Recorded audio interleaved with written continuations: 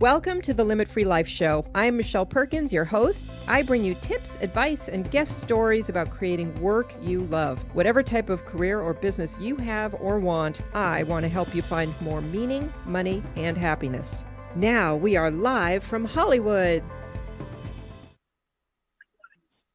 Hello, and welcome to this week's episode of the Limit Free Life Show. I'm your host, Michelle Perkins. And I have a wonderful guest with me today. I am super excited. I've wanted to have her on for a long time, but this is so timely and perfect right now that that must have been the universe just waiting for the right moment. So she's here today, and I'm very excited to introduce you to Jennifer Buzza. Jennifer has been growing and nurturing entrepreneurs and nonprofit leaders for over 2 decades. Through her branding agency, teaching and speaking, her core values are lived every day with clients and students online and in person. With a graduate degree in international business, administration, nonprofit management, and an undergrad degree in finance and economics, she's solidly founded a career and a calling to inspire through connection, community gathering, growth, and identity. So welcome, Jen. So glad you're here. Thank you so much for having me, Michelle. I also have been wanting to be here for a long time, and you're right. This is a great opportunity. Thanks for having me. Yeah, thank you for coming on. Because Jen is an expert on working online. She teaches people how to run their businesses online and among many other things. And she is online on Zoom all day, every day. And Yes. Many of us right now are doing that or needing to transition into that. And I think for a lot of people who transition into it, they may not go back, at least, not entirely. So that thing that we've been wanting to do for a long time, teach a course or take whatever we do online, now's the right time. And I'm so happy to have you here to give people some insight and expertise on that. Yes, absolutely. I have been running my business online for over 6 years. I have been on Zoom for most of those years, about 4+ years. So I definitely know, Michelle, there's just so much to it that you don't even realize it until this crisis hit and people started asking me. And I said, oh, it's simple. Oh, it's simple. You just have to do 1, 2, 3, 4, 5, 6. And I'm like, oh, actually, it's not. It's not simple. And so I've been schooled in how to teach people to quickly transition to having their business online, whether that's just professional meetings online, or if that's also selling something online, a product, a course, a service. So it's a great opportunity for many people to reach so many more people on the planet than they may have ever even dreamed of it. And now they can do it and kind of have to. Yeah, kind of have to agree. And you're one of the rare people out there. I don't know if you're rare, but you are rare as a person. But as far as business goes, your life has not been impacted the same way a lot of people's lives have been with this, because you already work online and your work actually is probably picked up. Is that correct? Yes, my work has picked up twofold. Easily. I'm super busy. I used to keep really tight hours, and now they're much looser. I'm working a lot more. But part of that is, Michelle, because I did realize that the simple stuff that I can teach about getting your business online, it's really easy for me to offer that to people, and it's really helpful. So instead of being like, no, I only work, because I usually work 17 hours a week. Now I only work 17 hours a week. I'm working a lot more now, but which is great because I can offer free classes to the community. I can do coaching. I can do all sorts of stuff that is so pertinent for people right now for their livelihood, and not just money, right? But their well-being. I believe we like to be challenged as humans, and we like to grow. And this is our opportunity right now, is online growth. Yeah, it's a huge opportunity, and thank goodness we have it as an option. This is this is happening, and it's terrible, but in some ways it's a good thing it's happening now, where we can transition. People can come home from their companies and their offices and work from home and basically do the same job, and in some cases more efficiently.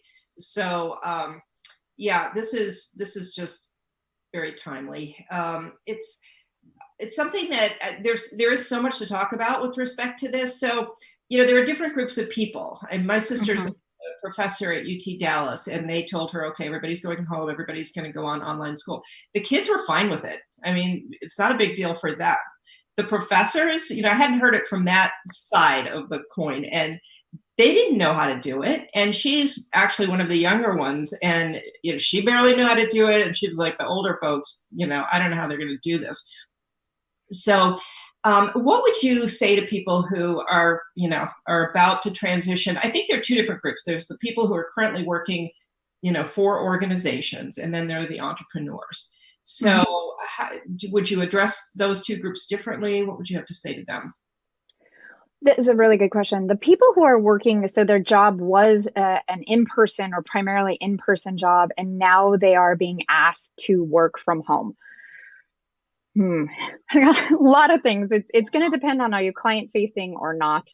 Um, and this goes for entrepreneurs too. So if you are client facing, I am a big fan of first impressions matter. So they're going to matter if you've known a client for a long time, but now you're meeting on video instead of person. Make your best effort to try to have some sort of setting that doesn't have a lot of noise in the background or glare or Can we use mine as an example of what not to do right now? I have a lot of light. yes, and I know you're working on it, right? This is the other thing I want to say to everybody. This is a great time to not be perfect.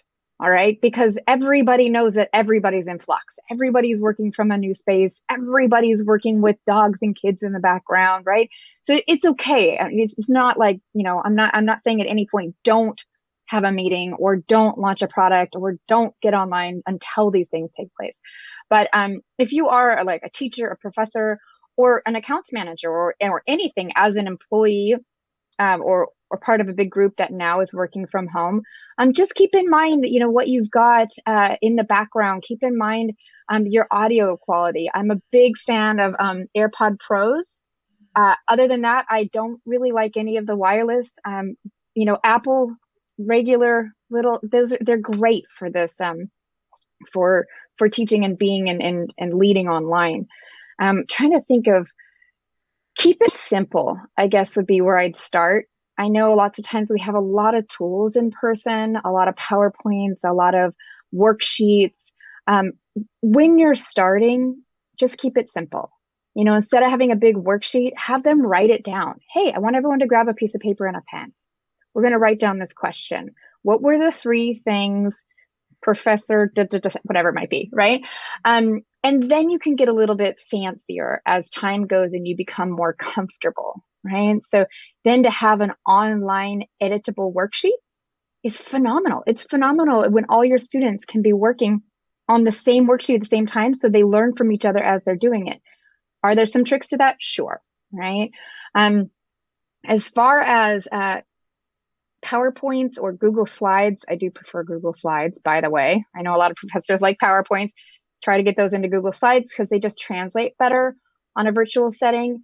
And just keep those simple too to start, right? Put it in present mode with notes. You can have your notes right under your Zoom or your online platform. And you can read your notes while still looking at the camera, right? Still keeping your face forward. Um, as far as entrepreneurs, Michelle, Yeah. now that's my sweet spot. Um, yeah, for entrepreneurs, I mean, this is like we had a big concrete parking lot, and now it is all cracked up, and the weeds are coming through as opportunities everywhere, everywhere. Like we as entrepreneurs, whatever it is you have offered in the past, whether a product or a service, this is your moment. What do people need? What do you have that might solve the problem? Think wildly. This is a extreme moment of creation around the globe for humanity. I for entrepreneurs who are and employees who are entrepreneurs on the side, this is the moment. Put something out there. See if you can. Again, not the moment for perfection. Mhm. I'm actually going to go ahead and say there's never a moment for perfection. Perfection doesn't exist. So this is it's a time to be start offering classes, put it out in a couple places, see if people grab onto it. Mhm. Absolutely. Yeah, I love that. And you brought up a good point for those people who maybe have a job, but right now their company is shut down or whatever, that side gig that maybe you've been thinking about that could actually turn into, something bigger later, now is the time to start that. And a lot of those can be online right now. 100%, 100%. And Michelle, like this is, we have such an opportunity now to be discovering not only ourselves, but what our community needs. Oh, yeah. And, if you have this, like you do have a job, but like you just said, you've thought about doing something else, think about it. Yeah. Like get on it, like put some stuff out in the world and see, we've been talking in the entrepreneurial world a long time about move the free line. Yeah, move the free line a long way right now, way more than before. Offer it for free. See what kind of traction you get. See who's interested. You could always offer a one-on-one coaching or one-on-one advising or something else to add on to that down the road. And you guys know how time is going. In the midst of a crisis, time slows down. So yeah. Yeah, I love that. And you're doing some wonderful free classes. So I want to make sure people hear that from what you're doing and what you're offering right now. And I know that you're cycling those a few times and offering them quite a bit and really giving a lot of your time. And I want to take all of them. They all sound great. So can you tell people a little about what you're doing? Yes. And just quickly before that, I just want to say we all know something really, really, really well. And for us, it often seems like, oh, it's just second nature. Oh, everybody knows how to do this. But that's just not the truth. Like, it's not. Like, there are things that each person out there knows better than anybody else. Right. And so, this where you think it's something simple and nobody would be interested, go ahead and give it a try. And in doing that, that's how these classes came about, Michelle. I do teach entrepreneurs how to grow their business. I've been doing that for a long time. And yeah, it actually is. There's a lot of steps to it, right? It's a lot of ongoing work and analysis. But some of the more simple things are the classes that I'm teaching right now. Entrepreneurial hacks or just plain old hacks for being productive at home, working from home.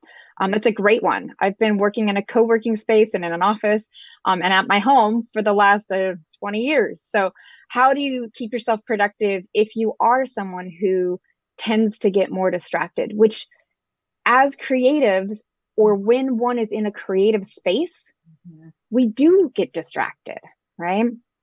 So how to be productive at home, how to run Zoom.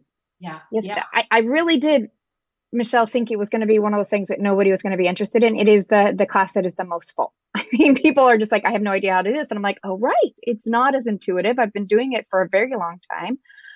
How to run your business online and kind of an analysis, a class on analyzing what part of your business can be online. What's the one product that you have that can compete in an online market, which is completely different than an in-person market, right? And also how to professionally come across online and still be you, right? I'm never going to say put on a suit and a tie if that's not your style or your brand, right? So how do you stay you, but come across in a very safe way for your clients? Because this is definitely a part of life where in humanity where we want to provide safety and provide this like lighthouse in a storm. Right. Right. And I hope people can see how I wasn't sure if it was going to work this way, but I've done a couple of networking groups too that have gone online. I feel like there's more of a connection than you'd think you'd have. I mean, I thought, it's just going to be weird and we're not really going to connect, but you actually can have a very real connection online and feel the energy of the other person in a weird way. I can't really describe it, but it works. It works way better than one would think. Because a lot of people will be like, no, I have to meet somebody in person or I can't really get to know them. Michelle, absolutely. This is where I do ask that all of my students and clients that they come on with video, because all of those facial cues, Michelle, that you pick up in person, you pick up here too, right? There's another thing that I say to people that I'm helping to get on Zoom is, you do have to make some adjustments, like your hand motions need to stay within your frame, right? You need to be careful not to put your hands too close like this, to the camera because then it looks odd. So we're trying to appear as if though we would appear in person. And when we do that with just a few couple like tips, like that, like here's your frame, stay in your frame. If you're going to use your hands, keep them within the box. Have your camera straight onto your face so that it's as if we were sitting across from each other.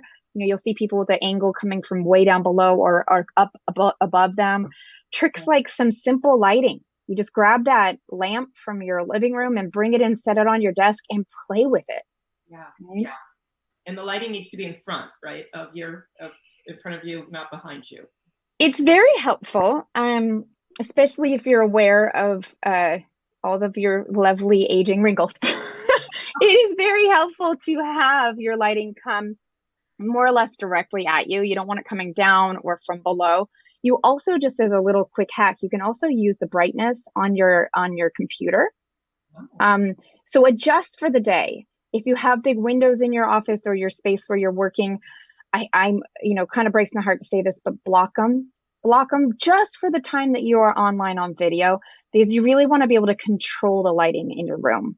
Right. So I've got blocks on this. This is a makeshift home office right now. And I close them as soon as I'm offline and not on video. I open them back up so I can see the day. Right. Yeah. Okay, great. Go ahead. I was just going to say another quick trick. If you're newer to Zoom, and I don't know if the other online video platforms do this, but Zoom has this amazing feature. It's like my favorite thing. You go into Zoom, like up at the top of your computer, and you do Zoom preferences, and you go in and there's one that says touch up my appearance. Oh. And it's just a little filter that kind of blurs you a little bit. So you don't see everything and you just have a little bit softer appearance. So it's really lovely. I highly recommend, like anytime that I get on a different program like Google Hangouts or FaceTime, I'm like, oh, wow, I didn't know I looked like that. That's a fantastic tip. Yeah. A bunch better than that. So I'll try that afterwards. But so yeah, if you don't mind just kind of running through, because the thing with I mean, Zoom is my preference. I'm hearing it's your preference. There are options out there, but it seems to be the way people are going. I'd love to hear just your, a few ideas on how to use it. And I think everybody needs to be on it right now, because not only do you need it for your business and doing business online, but interviewing online. And that's, people will still be interviewing, will still be doing job search, and the interviews will all be taking place on Zoom at this point, I think, or possibly platform. But. Well, and also, it's a wonderful way to cut down on travel in general. So let's say we come out of crisis, there's still going to be a lot of client meetings that you can do instead of traveling a long way or whatnot. So it's really nice to be able to have an online meeting take place and for it to feel very natural. A couple things. Let's see. What would I say? I think just this, Michelle, of keeping it seem as if you were in person. So just trying to keep, if you have a large group, you need to overhost. You need to be the one, you need to be calling on people. You need to be, in my experience, right? It's great if there is one person in charge, even if it's a networking event, or if this is a great platform to have play dates with your kids. It's a great platform to have dinners with your family right now. We're playing games like bingo with my family on Zoom. Yeah. It's just a great place to be able to connect and still see people. I just keep in mind and just keep note of what goes well and what doesn't, and think of how you can fix it. If you're seeing this right now and you want to take a class, I'm offering the Zoom class. I definitely recommend Zoom because of the audio video quality. It's just better than anybody else. Okay. Some of the other ones are more user friendly, especially for the host. Okay. Like there's certain things with Zoom I wish I could change, but the fact that most people on Wi-Fi can have their video and audio really great on Zoom. That's just it's the differentiator. This is what makes it. Okay. Okay. Yeah, there are some things I know sometimes when people Zoom in for a podcast, when I'm in the studio, we have some issues and they will freeze, things like that. But I think sometimes that's too many things open on their computer, possibly, or their Wi-Fi Yes. problem. So if you can, without a doubt, get a hard line, an internet hard line. Like you want to have the Ethernet cable. I highly recommend that to all of my students and clients. You want to have that because even if your Wi-Fi is faster for upload and download, when you run a test, it's not as reliable. Like it gets interference more. So you want to, and then you know what, Michelle, it's going to happen too. You're going to Right. have something and somewhere and it's going to pause every now and then. It is not in person. You know, you kind of do have to do a little adjusting. Always have your chat open so you can say, hey guys, I froze for a minute. I definitely close down my browsers as many as possible, and I'm on a great machine. But I try to do that just to ensure, especially when I'm hosting, right? Especially when I'm running a meeting. Right. Yeah.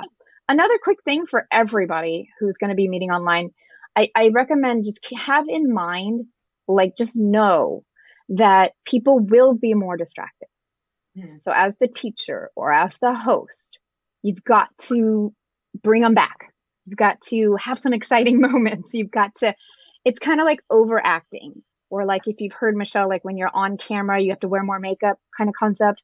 I think of that as like as a host, you have to overhost a little bit, right? You've got to be like, and I do it all the time, Michelle. I'll be like, Nancy, what do you think about this? And I see Bob over there, and hi, you know, like I'm way more than I would be in person. If I was like that, if I was like that in person, I probably wouldn't have very many friends. Oh, that's great though. Yeah, really, really wonderful. So you're talking primarily about teaching or running meetings, basically. Teaching or running meetings. Like, so here's the thing, Michelle. When you're in a meeting or in a classroom or sitting next to a client, even at lunch, right? Any of these things we would have done in person. If you're sitting in a cubicle or a desk next to somebody, right? If you were sitting there and an elephant walked by, everybody would know it. You, Right. the teacher, you, the meeting leader, you, the coworker, everybody would know it. Right? Right now, if an elephant walked by right now, you wouldn't be able to see it. Right?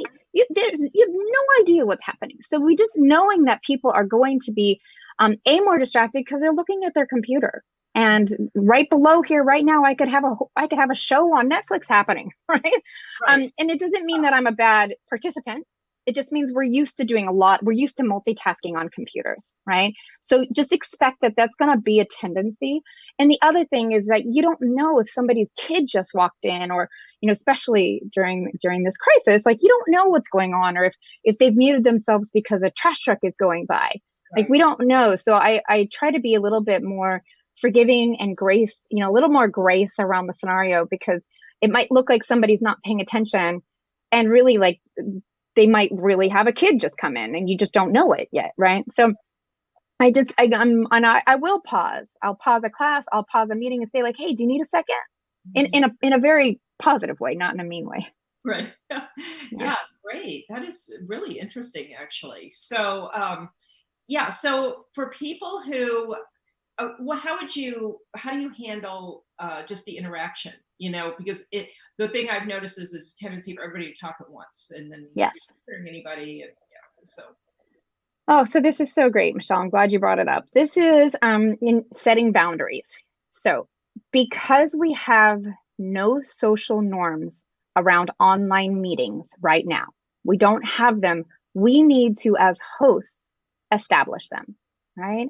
So I will often say a few things right in the beginning of a class or a meeting or a webinar, or even a dinner date, right? You've got my grandparent, I wish my grandparents, my kids' grandparents, my kids, my uncle, everybody is on Zoom. And I will say, hey guys, the top right-hand corner of your Zoom window, there's a gallery button view. Click it so you can see all of us, right?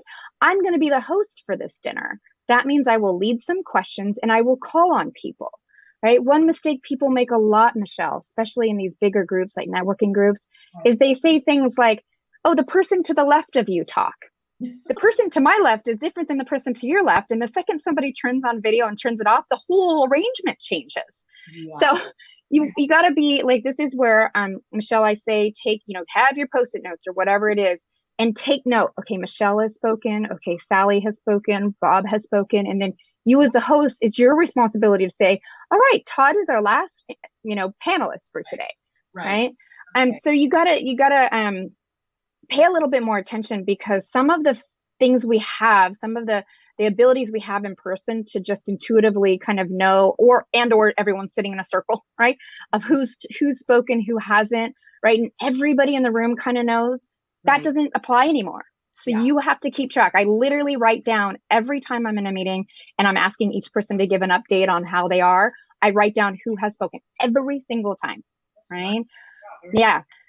Yeah, and you want to do that, and you need to have that host, somebody, and you can co-host. That is a capability on Zoom, so you can have somebody help you, Right. right? But just set the boundaries in a positive way, the safety boundaries, the guidelines, the barriers on the road, right? You want to set them for people. So Right. I will be your host. I will call on people. I will ask some questions. Um, I will be muting you. This is another good one. If you have background noise, I will be muting you, right? I teach people hand signals. I love the visual thumbs up. I love I got a question or something relative, like, you raise your hand. Okay. If the meeting's really big, you can digitally raise your hand. I do this if somebody has their mic off and they're talking. I'll be Oh, like, hey, Michelle, like, so I will teach people that in the beginning of a class. And interesting.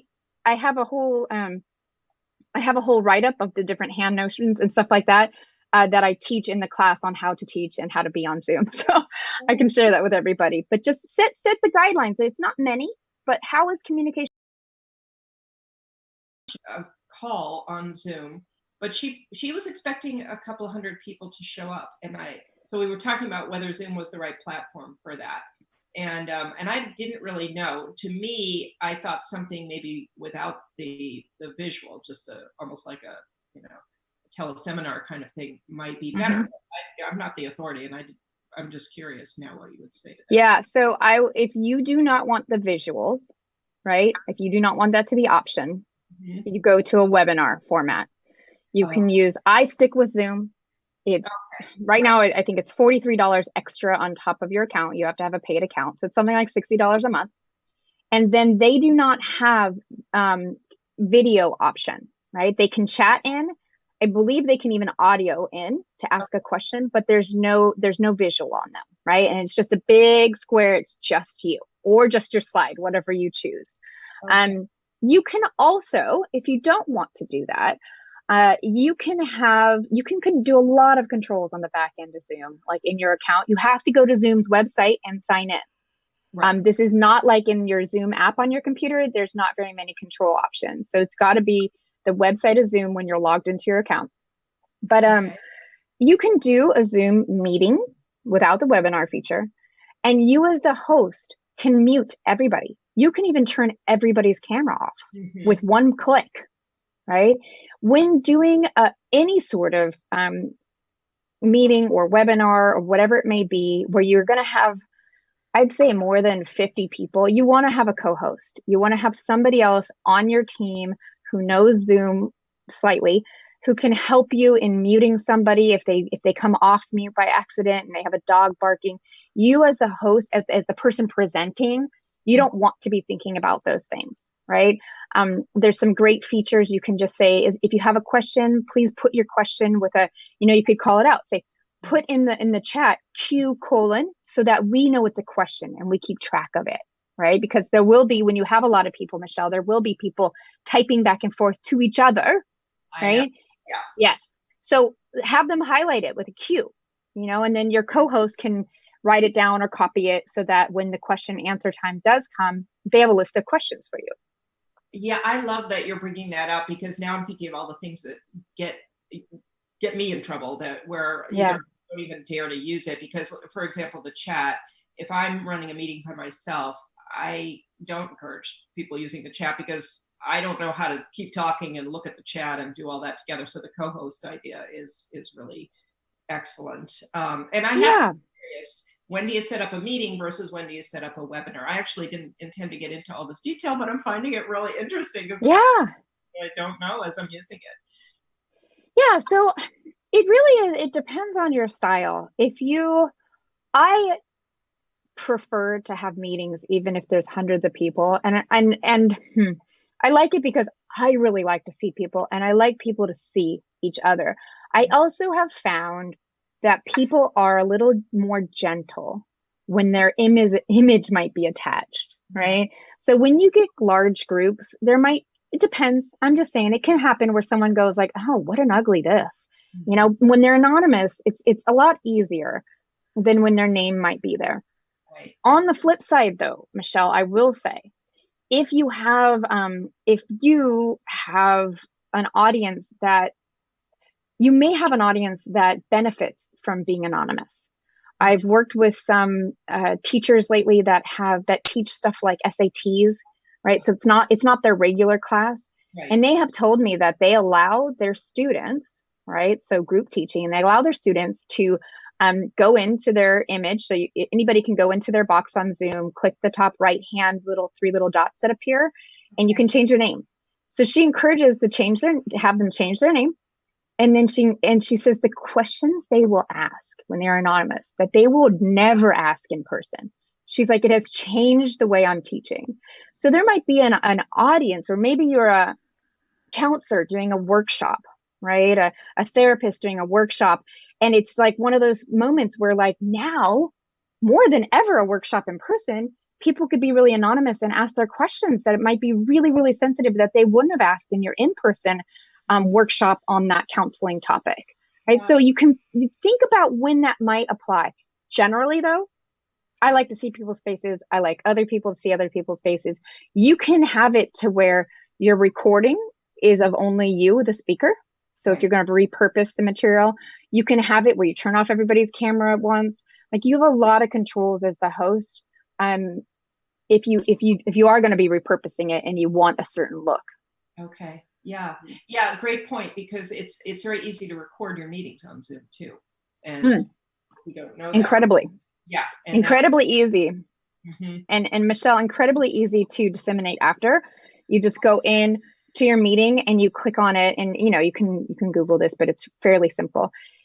And you can edit what the external link actually shows people. So it's not a whole editing tool by any means, but you can cut out the beginning. So say you've got some chitter in the beginning, right? And then say at the end you go into some question and answer that goes long, or it ends up being a social hangout, right? You can go and you can trim off the end and trim off the beginning. So I do that all the time. Like, it's so easy, Michelle. So like, literally anybody can do it. You're saying it's easy. Yeah. I won't think it's so easy. Yeah. Well, I can walk you through it. It's you just go into the website again. You click on that recording under recordings, and then you just click on it and it says edit, and it's only the two edges. That's it. But really, like, great. And then there's a link. You send it out to people. That's great. Yeah. That's fantastic. Yeah. So, as we're talking about, I mean, since you're dealing with people who are running businesses online all the time, can you just maybe summarize a few of the, I don't know, a little bit of advice for those people? I mean, it's a wide variety of people, so it's a really broad question, but just thinking out there that you would want someone who said, I want to start an online business, maybe a few things that you would say to them. Okay. First, your online competition, right? What you'd be competing against online is completely different than in person. So I highly suggest either looking at keyword searches yourself, or if I've already lost you by that expression, have somebody help you see what the bidding is on keywords and see who you're competing against. So say you sell shoe inserts. I was working with someone the other day who sells like shoe inserts, right? Their online competition is like how to give yourself a foot massage, not other shoe companies, right? It's not necessarily even other shoe insert companies. It's what are people looking for online, and how do you speak to that? So this is where the problem match with the solution is super, super important. So Having said that, think about it. Think about what people are searching for online. There are tools you can use to see what people are searching online, but think about what people are searching for, what their pains are right now, especially what their acute pains are right now, right? And then I highly recommend starting with your number one potential product or number one potential service online. A lot of companies are coming right now and they're saying, I sell 25,000 things or 10 different things.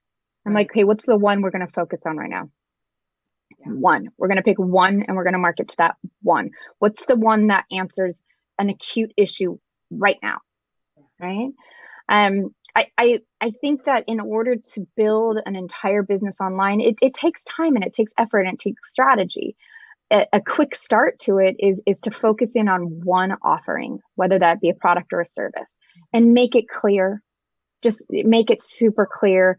I'll say this quickly, and this is something that I do all day long. 3 things for a landing page. 3 things for a page that somebody who doesn't know you may land on. All right. So that's what a landing page is. It could be a 1-page website. It could be your whole homepage. It doesn't matter. But if you are somehow getting traffic there, whether it's an article you wrote or an interview that you did, or tell people without making them think, what is it? You know, marketing website strategy, right? Really easy. Who is it for? Tell them who it's for car dealerships, okay. Right? And what do you want me to do? So this is the call to action. Really quickly, click here for further information. Click here to book an appointment. Click here to download. Those 3 things, the first image that they get, so we call it above the fold. So before they scroll, have those questions answered really simply in language they're going to understand. I like to see, and I've been advising a lot of people to add in the current crisis title, right? Yeah. So our current crisis, right? COVID-19, marketing for auto repair shops, right? Make it to where they get there and they go, this is for me. I need this product, service. Yeah, I love that. And you're making it sound so easy. And I know. It's not. I know. And why is that? Why do we all want to add too much? I mean, I do it. Why? We all do it. I'm not too sure. I think that we must have gone through something as a society where we thought, you know, over speaking and overstating was a great thing. I'd be happy to review anybody's website. If you'd like, reach out to me. I do it in my sleep.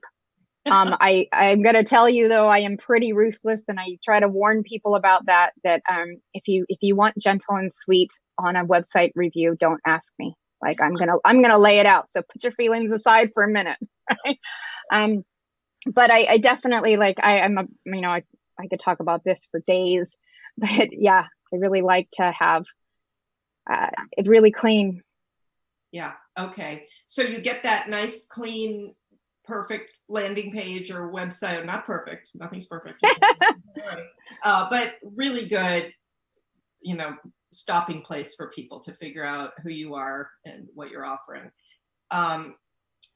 Then what? How for that newer person envisioning this online business, and I'm so glad you said it's not fast, because there are a lot of people out there talking about how fast it can be, and that drives me crazy. Of course, there are those, you know, people who do make it all work fast, but for the vast majority, it's not so fast.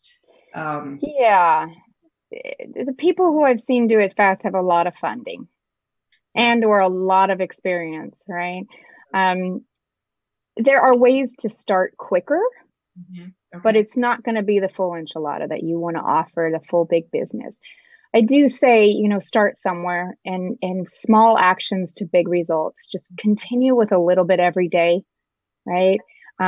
There's another class I want to teach. I haven't put it together yet, but I had a student of mine talk about, I was like, you know, it's just take small steps every day, just a little bit every day, you know? And he's like, oh yeah, wash 1 fork. And I was like, what? And he went on to explain to me how he hates doing dishes. And he hates it. And he just tells himself from his couch, just get up and just wash one fork. So I love that concept of like starting your business. Like we can all make something giant and huge and nebulous of like, oh, I can never start that. It's impossible. And until we just start putting little points down, it is impossible.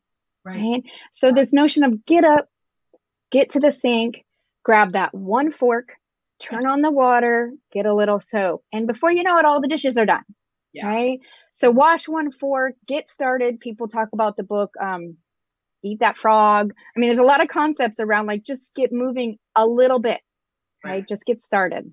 Right. And I do believe that. I had a coach a while ago who used to say small hinges swing big doors, and kind of I loved that saying. I repeat. That's great. I know, because it's true. Those small actions eventually will grow into, something that's what you want. Yes.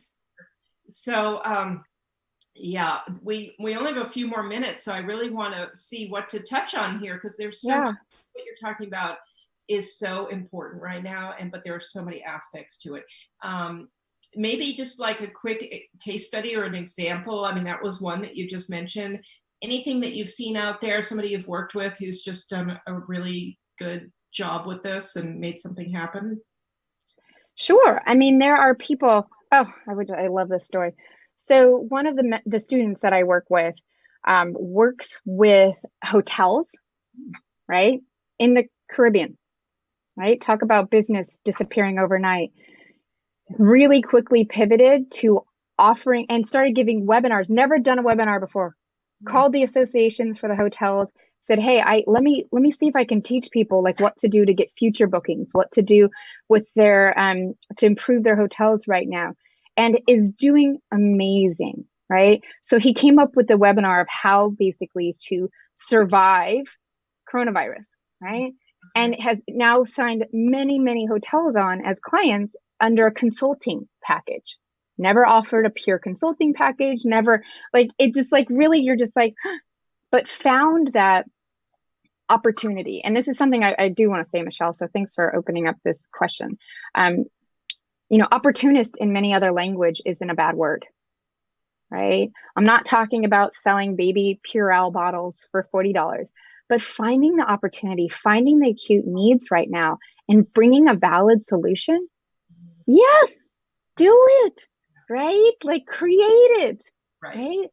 And on that note, Michelle, and you've inspired this a lot in me, is this notion that right now, this very moment is perfect. We are fine.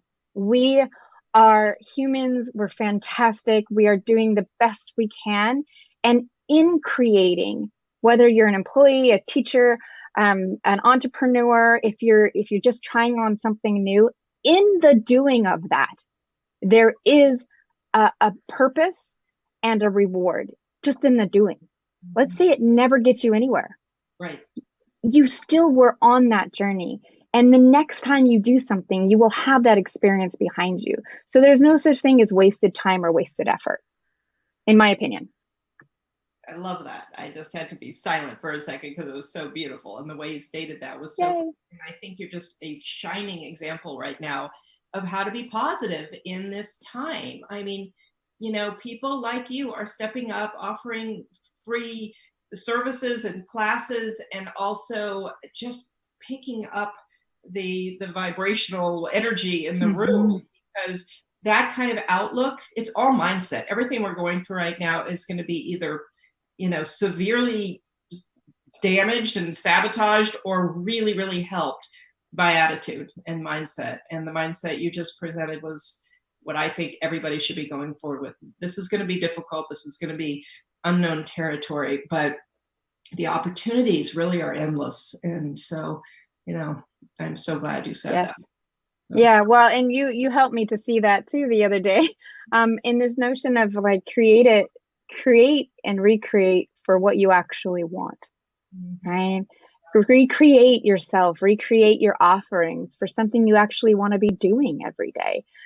For something that brings you a reward. For everything has an intrinsic value. If you can see it, if you have awareness of that, when you have awareness of it, that value lifts you up and those around you. right, Right? right. Yeah, thank you. And that's another great point that we can kind of end with, which is, yeah, stay focused on what you want, because we've all been running at a huge, fast pace, Mm. not necessarily paying attention to that. And so, even if we've been making great money and doing all kinds of amazing things, that question of, is this really what I want? I'm realizing, a few weeks ago, I was saying, gosh, I don't really feel like I have any hobbies lately. I work, I do various things, but when's the last time I just did something for myself that was more of a hobby? And I realized, that's not really the life I want, where I never do those kinds of things. And it's interesting now that we've slowed down and I see people around me picking up hobbies. They're picking up their guitars and they're doing all kinds of interesting things. And yeah, another great opportunity to actually maybe learn, to live a little differently and do more of what you want, less of what you don't want. 100%. There's no going back ever in time. You always have your experiences, and the path you've not walked cannot be rewind, not in real life, Mhm. right? So it all adds upon itself, and it's all a learning opportunity. It's all of being more of yourself, discovering yourself. And I agree with you in this notion of we have the possibility to use this time to slow down and assess and sit for a while. Yeah. Yeah. And in your case with younger children, I mean, it really is, it's, I think, good for everybody on that front too. So difficult. No doubt, Definitely. work Hmm. done. It's different. It's definitely different. Yeah. Yeah. But it's all going to help us grow. And that's the bottom Yeah, line. I So agree. I can agree. Can you tell people how they can find you, because you are an inspiration? And so I'm going to post the links to your free classes myself. I will put them on my Limit Free Life Facebook page and send them out to as many people as I can. But also, if people would like to work with you, how do they find you?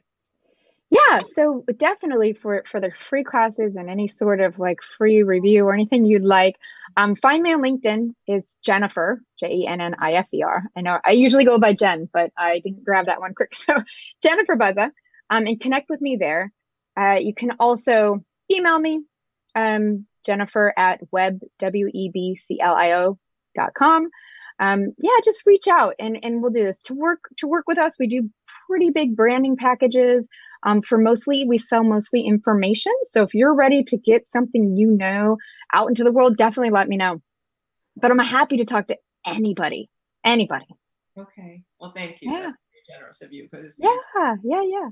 big business and a lot going on. So thank you so much for coming on today. There's so much more we could talk about, but this was a introduction, and I really do hope I will be on your free classes. Looking forward to them, and I hope people will take advantage of that and get to know you a little better. So Well, thank you so much. And I will definitely be attending your meetings too, which I really appreciate. So thank you, Michelle. It's great to be with you today. yeah, great to have you on. I really appreciate it. So enjoy this busy time for you. And for the rest of you out there, thank you so much for watching and for listening. And Jennifer referred to some meetings that I'm holding, some free meetup kind of virtual meetings on Zoom.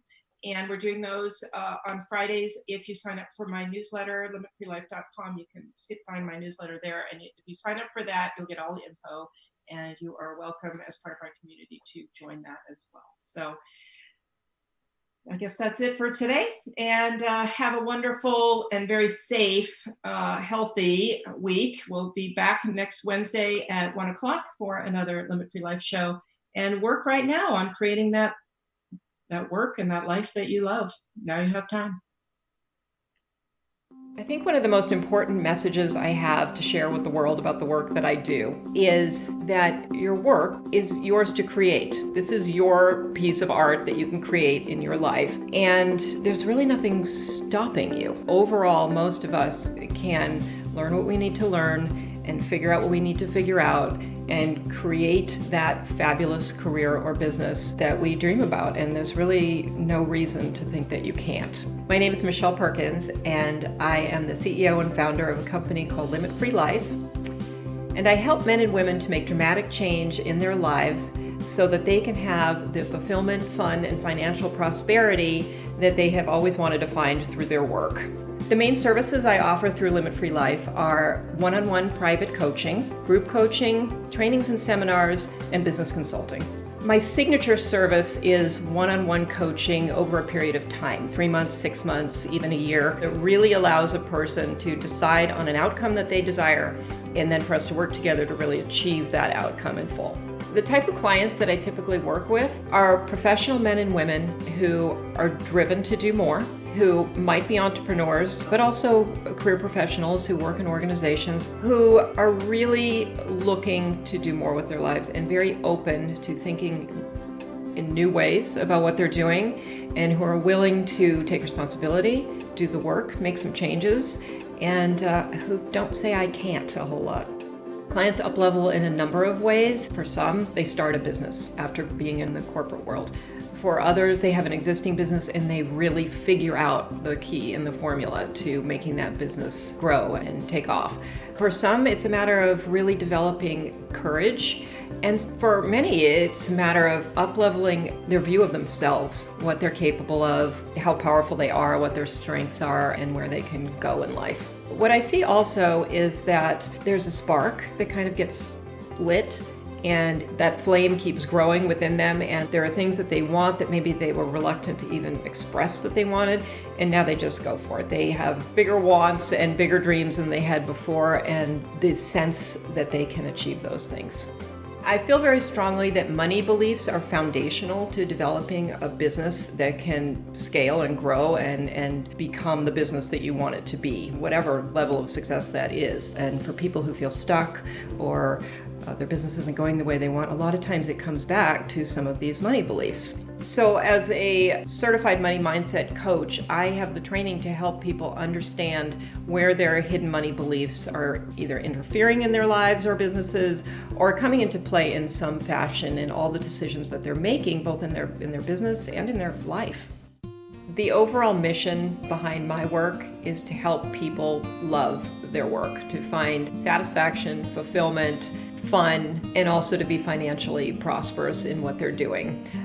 That combination to me is a perfect recipe for making work a great part of your life. And so that's my vision, is for people to see work and money as allies in their life and things they can lean on so that they have something that makes them feel important and something that gives them a place to go to develop a sense of identity and purpose and meaning in the world. My greatest hope for my clients is that they will develop a holistic relationship with work, money, and life, and there won't be this separation where they go to work and then they live their life after work, and they will develop work or businesses that they love, they look forward to going to, and they give them the freedom and the income and the happiness that they're looking for in their life.